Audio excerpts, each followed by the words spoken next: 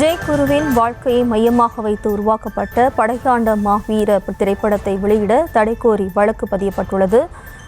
ஜெயகுருவின் மனைவி கல்யாணி தொடர்ந்த வழக்கில் இயக்குனர் கௌதமன் வரும் மே 15ஆம் தேதிக்குள் பதிலளிக்க சென்னை உரிமையியல் நீதிமன்றமானது இந்த உத்தரவினை பதித்துள்ளது. கூடுதல் விவரங்களோடு இணைகிறார் நமது செய்தியாளர் மதியழகன். வணக்கம் மதியழகன், விவரம்.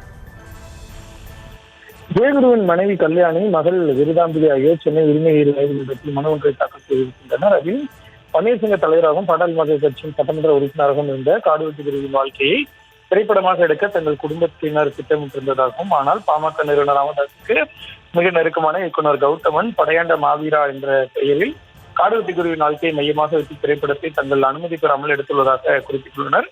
இந்த திரைப்படத்தின் டீசர் அண்மையில் வெளியிடப்பட்டு வரும் 23ஆம் தேதி திரைப்படம் திரையரங்கில் வெளியாக உள்ளதாகவும், ஜெயகுருவின் குடும்பத்தினர் அனுமதி பெறாமல் எடுக்கப்பட்டுள்ள படையாண்ட மாவீரா திரைப்படத்தை வெளியிட தடை விதிக்க வேண்டும் என மனுவில் குறிப்பிடப்பட்டுள்ளது.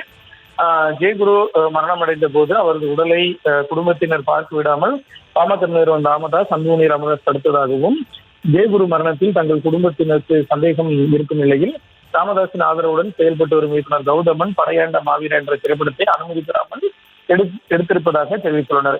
மேலும் இயக்குனர் கௌதமன் திரைப்படத்தில் மறைந்த ஜெயகுருவை தவறாக சித்தரிக்க வாய்ப்புள்ளதாகவும் மனுவில் தெரிவிக்கப்பட்டுள்ளது. இந்த மனுவை விசாரித்த சென்னை உரிமையியல் நீதிமன்ற நீதிபதி சுதா மனு குறித்து இயக்குனர் கௌதமன் மே 15ஆம் தேதிக்குள் பதிலளிக்க உத்தரவிட்டு விசாரணையை ஒத்திவைத்தார். விவரங்களுக்கு நன்றி மதியழகன்.